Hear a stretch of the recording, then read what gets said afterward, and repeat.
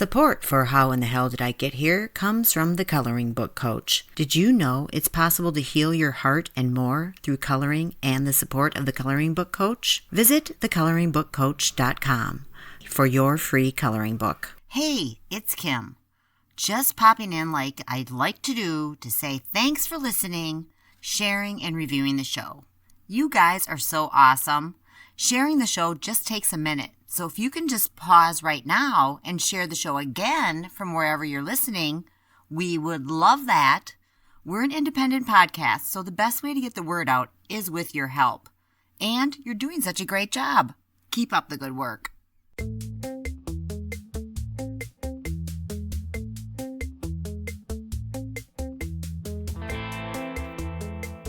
Everyone tells lies sometimes, right?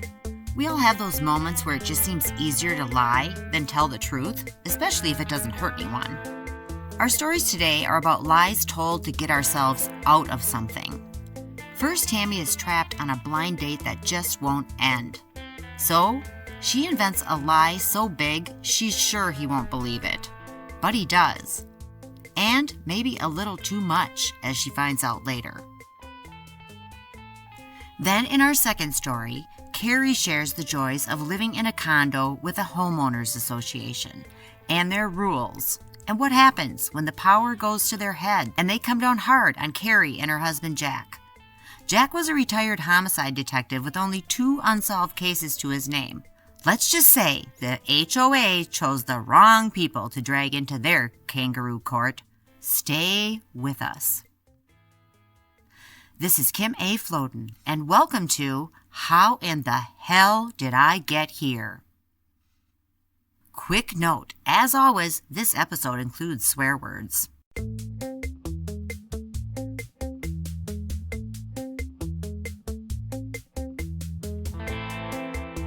Tammy thinks she's meeting Barney, who's looking for his Wilma on her blind date, but that's not what happens at all. And after listening to a long and boring discussion about James Taylor, she just wants to get the hell out of there. So she tells a little lie. My friend Hannah and I used to read the Chicago Reader classified ads for man-seeking women. And we would find our favorite ones. And then we would go on the party line to call to listen to their message. And we would leave goofy messages and sometimes get callbacks, and the other one would be secretly listening in to see what the other one said, and we would sit there then and later and then laugh our butts off. So one time though, this one guy, he was Barney's searching for his Wilma, so we left a message because we thought that was pretty funny, and the rest of him sounded okay. Well, Hannah had set up the blind date for her, but had to cancel. So she gave him my information. So him and I decided to go meet for happy hour, he was thinking I was Hannah. First of all, he was dressed like Jughead, not Barney Rubble. And, and all he did was talk about James Taylor. And I don't have any problems with James Taylor, but oh my gosh, this was now an hour about everything having to do with how he went to every concert he could and just every song. My mind was going off to faraway places, and I couldn't take it anymore. I'm sitting there and I can't drink another drink. There's nothing for me to munch on. I'm getting hungry. I'm getting hangry and irritated, especially listening about James Taylor. So I tried everything and he wasn't getting the hint that I needed to leave or that I wanted to leave. So I was my glass eye is gritty and I need to go home and clean it. I forgot my solution. And I was really good at being able to make it look like I was taking out my eye and really creeping people out. So he starts really looking seriously concerned. And he's like, wow, I couldn't even tell you had a glass eye. And I made up this whole crazy elaborate story about how I had to get one when I was little. And I've had to go back to the artist over the years to adjust the sizing. And that there was this really awesome glass eye artist in California that I went to that matched it perfectly. Wow. And yeah. And so he starts asking me crazy questions, and I don't really have a glass eye. So I was just making stuff up. And I was like, yeah, I went to training to learn how to move them like correctly. Like, I don't even know. I was pulling stuff out of my like butt at this moment. And so I was like, really, it's really beginning to bother me. I need to go. I was like, and I was like, I would use the water glass or go in the bathroom or something, but the solution's not right. It needs to have like a little bit of salt or saline in it. And otherwise it just makes my socket really dry. And, so it must have been enough to like, get him to think that I was telling the truth. So like, I just left. And so like years later, I kid you not, I'm at a local coffee shop and I see on the front of the Tribune a story about this glass eye artist in California. You know, so many people from Chicagoland traveled to get glass eyes. What? Yeah. I'm like, oh my gosh, I forgot this guy was a writer. Like, I wonder. Oh, it wasn't him, was it? I don't know. Did he write an article?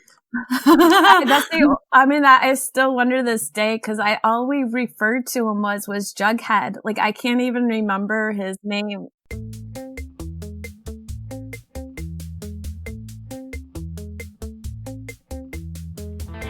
Kari and her late husband Jack accidentally left their door open too long as they were moving things out of their condo, and now all hell has broken loose with the Homeowners Association. What do they decide to do about it? They decide to lie. So the first one is about the time that we got hauled into Kangaroo court, because when we lived in Minneapolis, we lived in a high-rise condo downtown, because you have a homeowners association. Yes, And the homeowners association, as it seems to be happening all over the country with these kind of things, is a wee tiny little bit of power corrupts absolutely. Yes, exactly. Goes to people's heads. It's like, oh my God, our homeowners association didn't really like Jack because he would actually come to the meetings. Right, and he probably said it like it was. And yeah, he would get up there and go, what the hell, you're spending $20,000 on what? And nobody else would stand up to him or speak out. You know? And Jack didn't. And he actually would go to the meetings and go, what the fuck is wrong with you people? Basically. Right. And so one day we get a letter in the mail from the HOA thing saying that we are required to appear at a special meeting because a complaint had been lodged about us leaving our door open. Huh? Yeah, apparently you're not allowed to have the door to your condo open. Oh. Yeah, because why not have incredibly stupid, unfriendly rules? So we're like, what the hell are they talking about? And it had a date and a time on it. It was like 3 weeks earlier, and it was like 8:20 in the morning or something like that. And we're like, okay, first of all, how the hell are we supposed to know what happened 3 weeks earlier? And that would be right. It's like, okay, that's when Jack would be taking me to work, because I had the restaurant and I had to, get up and go there at like 8 o'clock every morning because fun. But so anyway, we're like, we wouldn't even have been home. Just doesn't make any sense. So who remembers what happened on that Tuesday, right? Right. Yeah.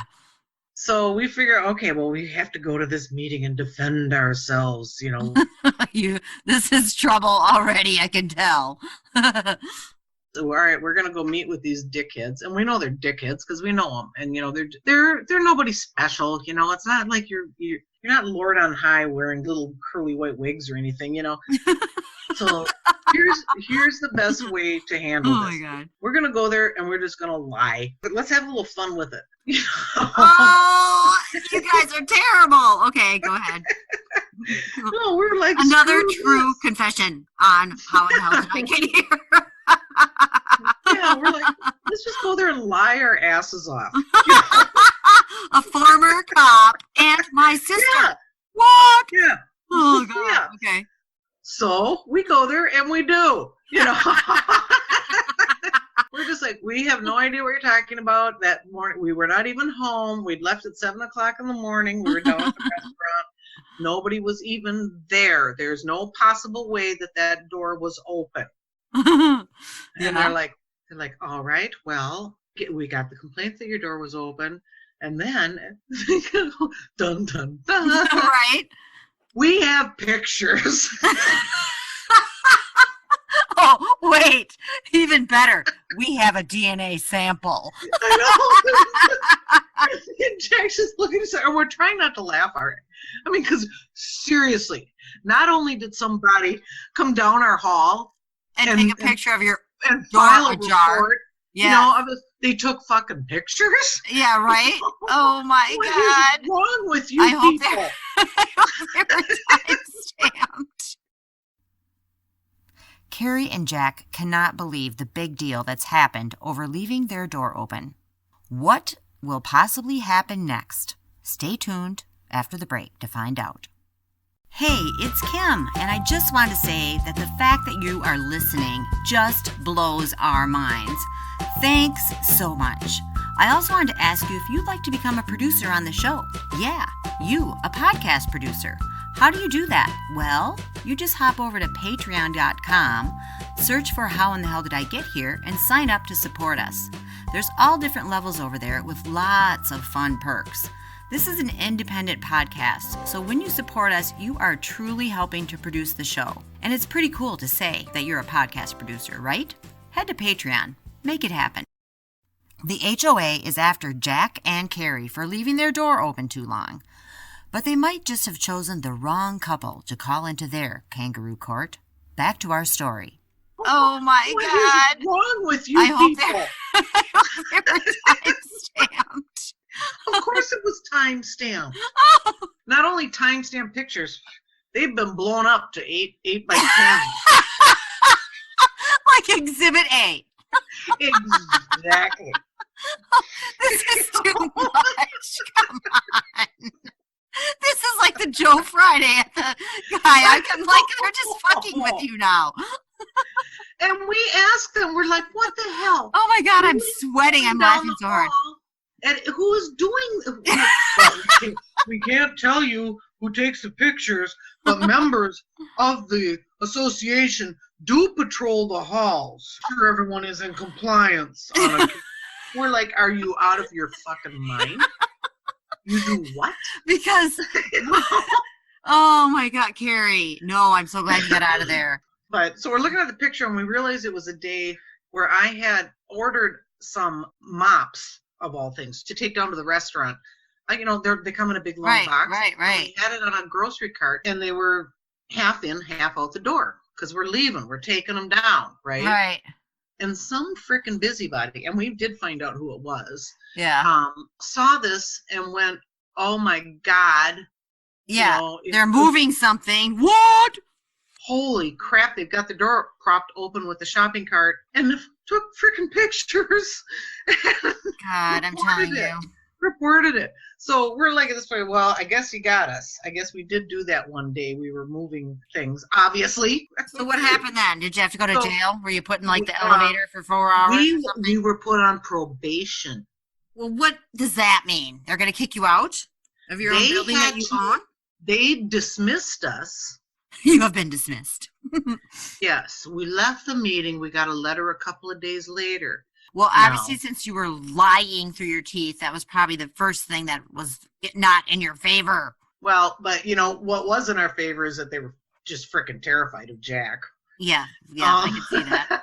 So we got a letter 2 days later telling us that we were on door probation. Like you can't use your door? You're going to have to go through the window. We were on 6 months probation, and that if our door was found ajar again during that that a fine would be levied. I can't deal with this. It's too mental. I know. Swear to God. What do you do but laugh? Because what do you do but tell the story on how in the hell did I get here? Because that's crazy. Jack got called up again about a year later. He had to go to kangaroo court because. Well, someone claimed that he used to go every morning down to the 3rd floor to use the hot tub. There was a bathroom outside of where the little gym area was. Someone claimed that he was in there smoking. Oh, yeah. Which makes no sense. You can smoke in your own condo. Right. So he's sneaking down to smoke in the bathroom. Right. Have a few puffs on his way back or down. I don't know. Right.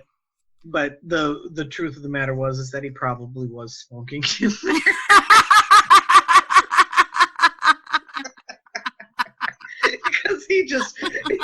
give a goddamn about their rules, you know.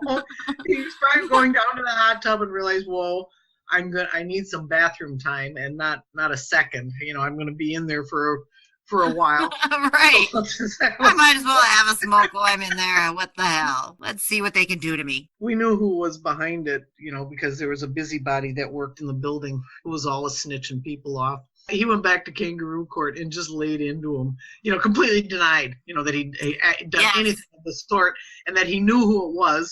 And, what the hell? It was Mert. It was Mert. Oh! It's good you guys got out of there. This could have gotten really weird, like even weirder. He turned the whole thing around. I wasn't there for this one, but I wish I'd been there, because Jack, he went in there and, you know, Jack had to testify in court all the time, in real court. Right. Yes, of course. You know? I mean, he's an expert at testifying. He flips the whole thing around. He starts citing citations at these people. Oh, they didn't have a chance. No. By the time he got done with them in the smoking thing, they were apologizing to him. Yes, well, that's like Jack and Jenny Vanderwalker. Yeah. Oh, Fucking A, do not mess with them. Yeah, if we'd have ever unleashed those two together on any situation, yeah. God, no. Oh, we could have probably, you know, we probably should have unleashed them on something so we could have something solved. He had them apologizing and agreeing, you know, that they had to do something about Mert. Jeez Louise. By the time he was done with them, they were apologizing and please don't write letters to this, you know, person or that person, and this will never happen again, and we'll have a word with Mert. And you guys must have had a good laugh that night. Oh my God, yeah. It was like, you know, I mean, really, and it was, you know, like you say with Jenny, it's like, yeah, you know, don't fuck with Jack, you know. Right. And then you get what you asked for. I mean, you're going to get what you deserve if you start this. No matter, I mean, I don't care who you are. If you want to try it with Jack, I mean, he's going to be smarter than you. Right. And he's going to be more articulate than you. Yep. And arguing, I mean, the art of interrogation and arguing and testifying. Good luck. You know, what are you doing? Thanks so much for listening. Today's show was written, produced, and hosted by Kim A. Floden. In addition, we have producers who support the show financially via patreon.com and ko-fi.com, which is spelled ko-fi.com. You're invited to become a producer as well. We'll say your name here in the credits when you sign up to help. This week's show features our friend and storyteller, Tammy. Learn more about her at her website, a-grateful-life.com, and also from our sister, Kari. Big thanks to both of them for their stories today. Also, a big thanks to our sponsor, The Coloring Book Coach, who recently started her own podcast called The Month Ahead, which is a monthly energetic report of what you can expect for each month. Check it out if you get a minute, and be sure to grab your free coloring book at thecoloringbookcoach.com. Our music comes from YouTube's Creator Library. The artist is Silent Partner, and our theme song is 7th Floor Tango. Our ad music is Blue Skies.